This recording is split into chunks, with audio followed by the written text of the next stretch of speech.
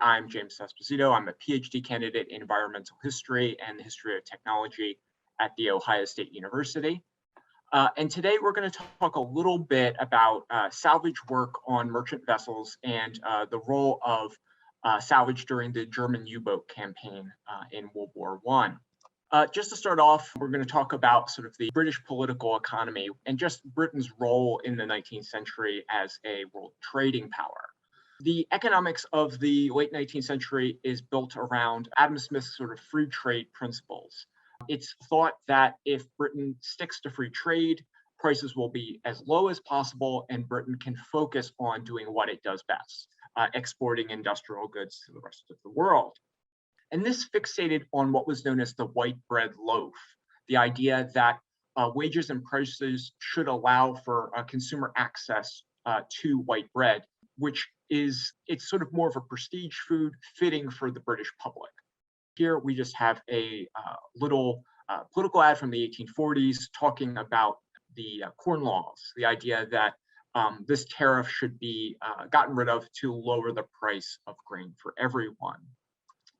And here we have another little snippet from a newspaper calling for the repeal of the corn laws. This protective tariff is basically repealed in the 1840s, and this is the symbolic moment where free trade has its highest value in British society, where most people think free trade is a good thing.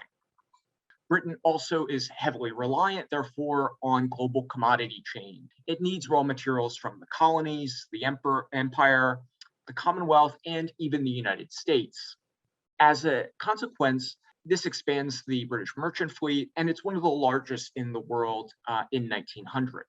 But this is not just about economics, it's about sort of the military position of Britain on the eve of the First World War. In the Victorian period, the British become the largest navy in the world. They put all their eggs largely in the naval basket. They have a small professional army compared to the really huge conscript armies that the French or the Germans have. And here we just have a photo of the King's Review at Spithead in 1914, just to show you the investments that are made in terms of naval power, and really quite impressive in terms of scale. Here we have just a map of Britain and its colonial and Commonwealth responsibilities during this time. There's a huge amount of responsibilities to keep this system going. We have to also think about the British Empire as being an empire of infrastructure. The railways and shipping are really, really important because if you don't have railways, you don't have rapid transport, and obviously very important to the war in general. The British spend a lot of money, originally not investing in the Suez Canal, but they do gain a hold of it in the 1880s. And that really, again, makes the empire even more important because you can get that route to India very easily, as well as the telegraph. Britain has its own telegraph network around 1900 where it can communicate without even going into other powers like Russia or the European states.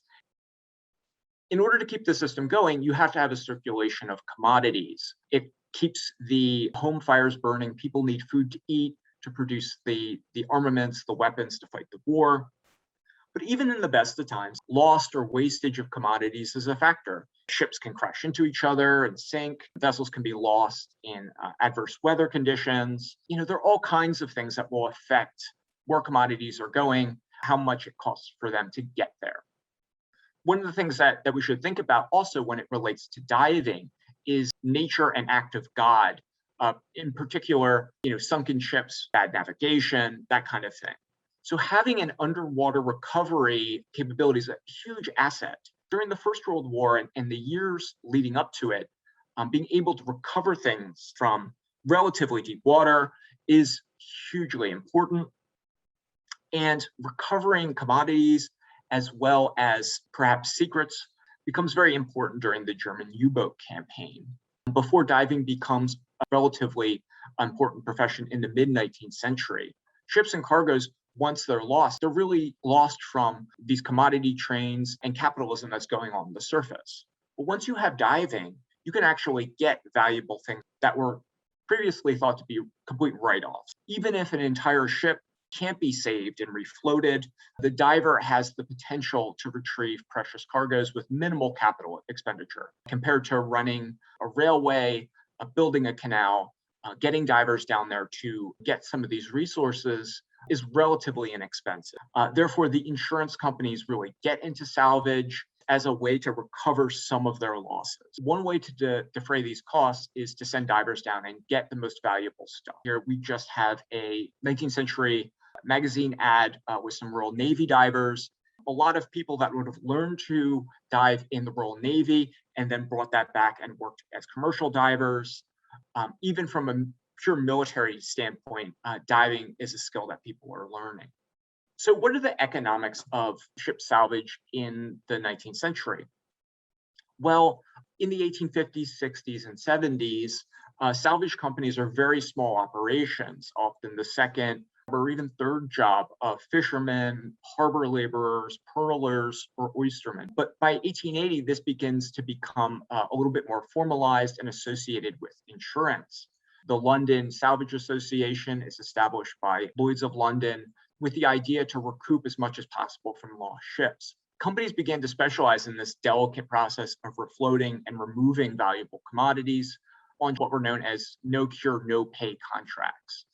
So salvage firms are only paid after the value of the ship is recovered to the satisfaction of the underwriters. So the salvage companies are always in the back foot compared to the insurers.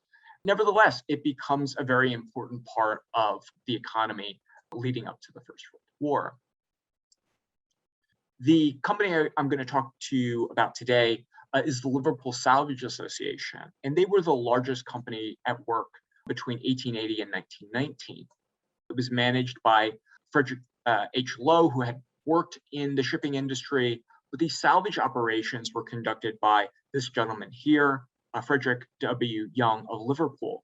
Young gets essentially drafted into the Royal Navy during the war. The firm itself was not principally a money-making operation, but again, represented the needs of the underwriters, as well as people who owned ships. And here we have a quote from Frederick Young from 1905. The commercial aspect must always enter into any calculations he may make, and the method adopted must necessarily be regulated by the value of the article to be saved. The modern salvor is thus faced two important considerations.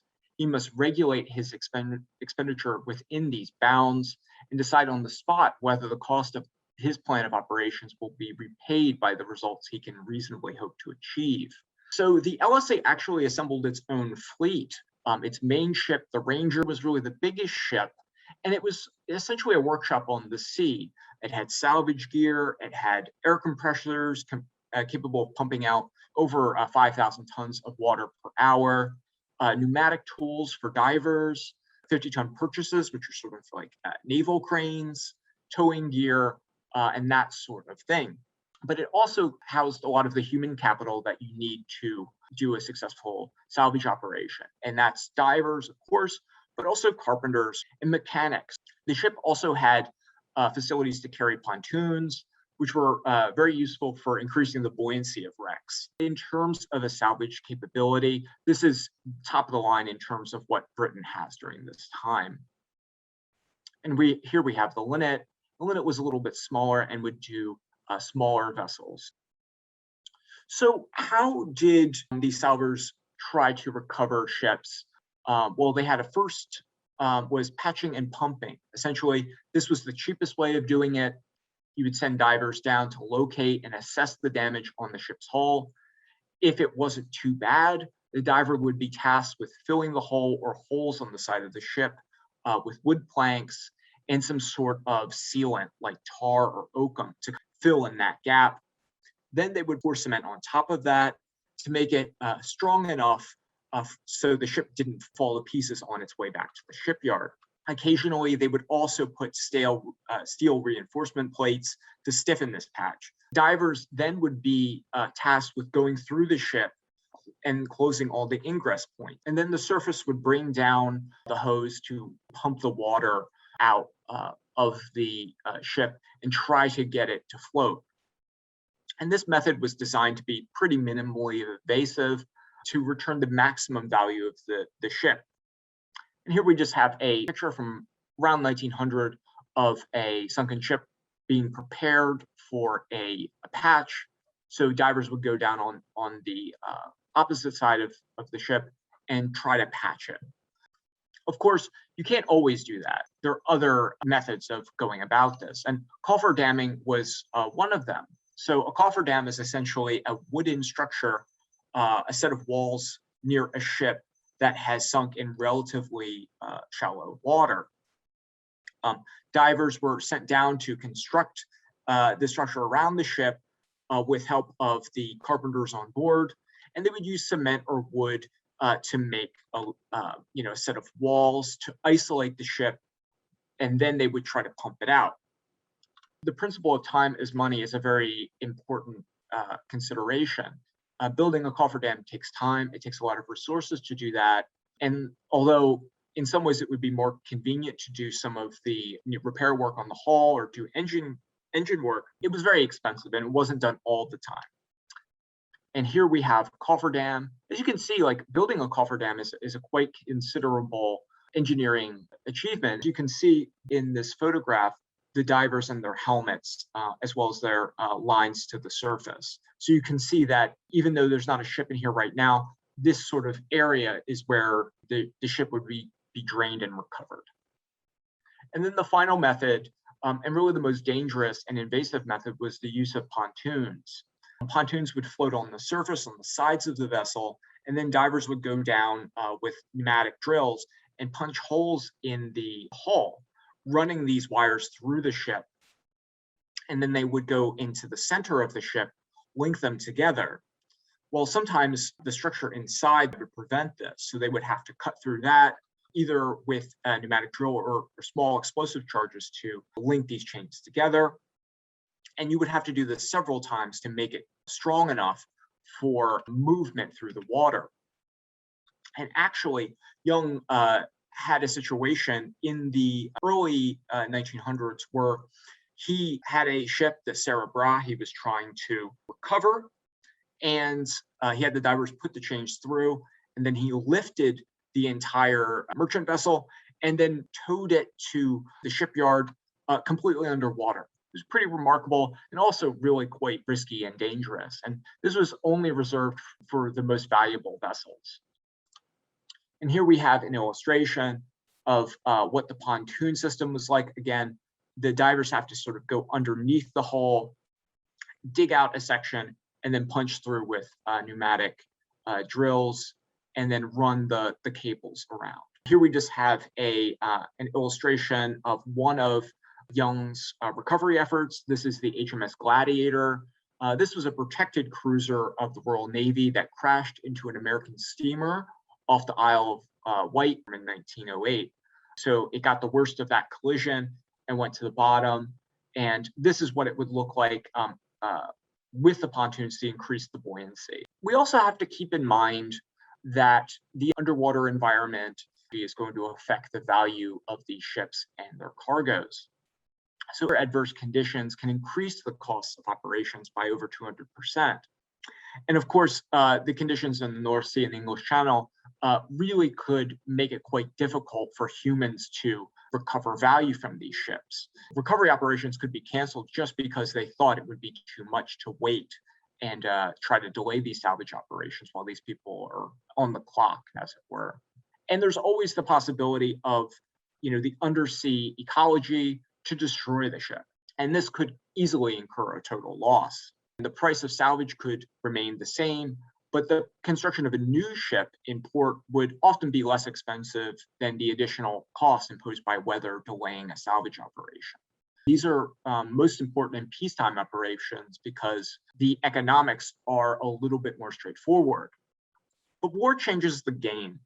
This is particularly important in the context of World War I, as the conditions of the production of new ships is rapidly outstripped by the losses being incurred by German U-boat attacks. If you're losing 10 ships a week, 20, 30, you're going to rethink the value of those wrecks. And certainly that's what happened. War losses really transformed the political economy of trade in the British Empire.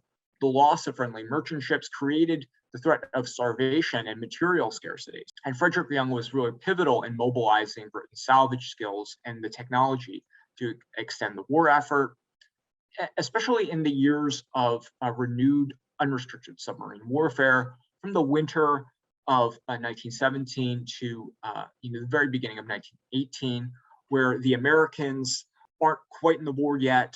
They're trading, but even then, the Americans are not going to be able to do that much until really that autumn of the following year. So this is really a delicate time where Britain is taking a lot of losses on the merchant ships and submarines.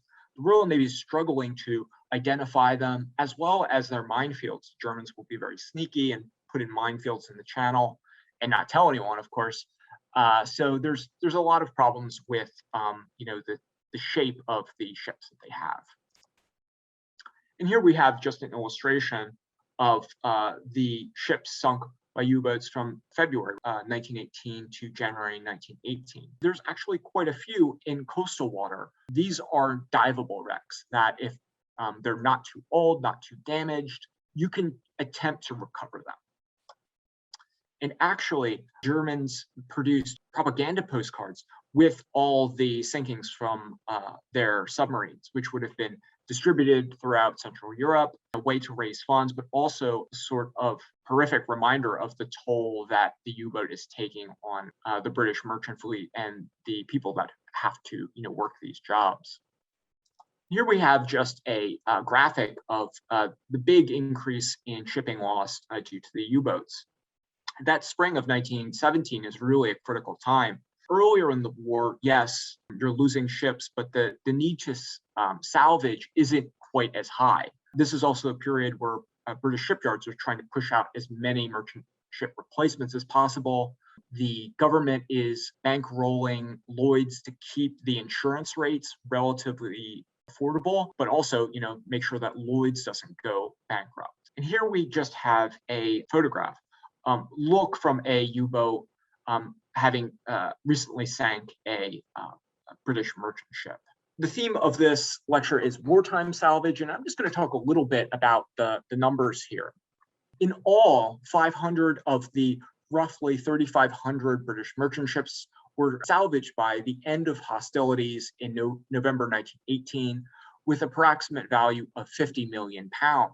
The shipbuilders, of course, are exhausted and they can't keep up these losses. So there's a huge need for salvage to avert starvation. And the most important part here is many salvage operations would not have been economical otherwise. It's just the demands of the war economy, the distortions of total war are changing how people even consider what is a valuable wreck. And here we have just a torpedo strike on a British merchant ship. And as you can see, this is a significant amount of damage, but this vessel was salvaged, and quite a few were. And here we have just an image of electric vacuum pumps. And these are invented around the turn of the century. And this allows for pumping out 5,000 tons of water at one time. So reducing the amount of time needed to do these recoveries. An important technological development during this time is what was known as the standard patch. Young developed a standard patch, a prefabricated wooden patch used to quickly and easily convert vessels that had been damaged. It was roughly the dimensions of an expected torpedo or mine strike. I'm just going to give you some examples of some famous salvage operations to just end this lecture. My favorite is the SS Westmoreland. This was a refrigerated steamship. It was coming off a trip from Australia, carried both rabbits and approximately 80,000 boxes of butter. It was sunk by the German submarine UB-57. Westmoreland settles in 30 feet of water.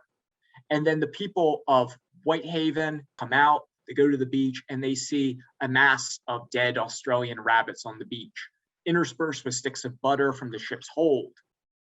These foodstuffs kind of floated ashore, and they were covered by the townspeople and distributed to the local markets in the area by officials from the Coast Guard. The Admiralty finds out about this and is determined to recover 3 million pounds of butter.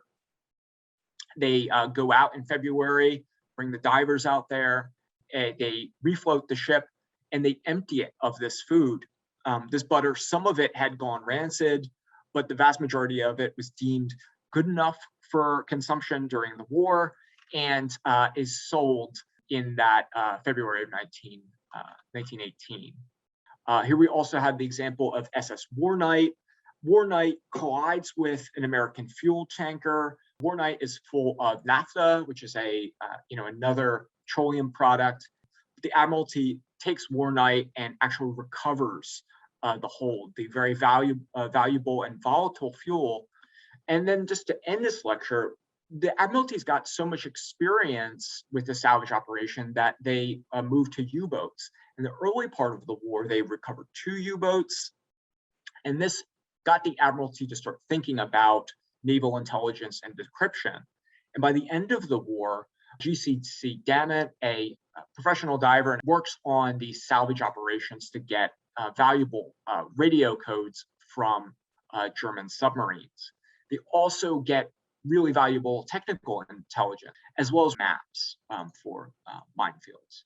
And it causes the Admiralty to try to get to these submarines almost immediately after they're sunk, because if they wait too long, the Germans will change their codes, they'll move their minefields. And this is bringing information back into circulation, these code books, and then we're now under the control of the British. And this simplifies the Navy's anti-sub work and isolates and cripples Germany's capacity to operate against Britain's merchant fleet. Thank you so much for taking the time to listen to this talk. Thank you.